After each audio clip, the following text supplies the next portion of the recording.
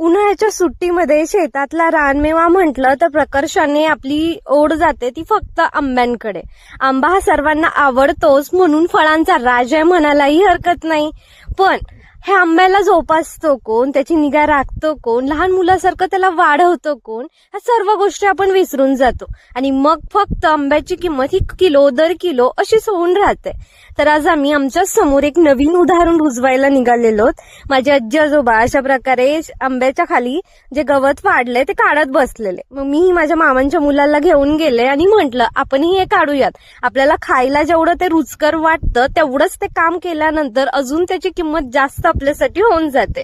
तर ह्याला आम्ही लिपस्टिक आंबा म्हणतो कारण ह्याच्या रंगरूपावरून फक्त आम्ही नाव ठेवलंय. तसा तो हापूस आंबा आहे. आज आम्ही इथे आजी आजोबांसोबत इथले गवत काढल्यानंतर एकदम असं मस्त वाटलं आणि आंबा हा जेव्हा आम्ही आंबा खाऊ तेव्हा खूप असा आनंद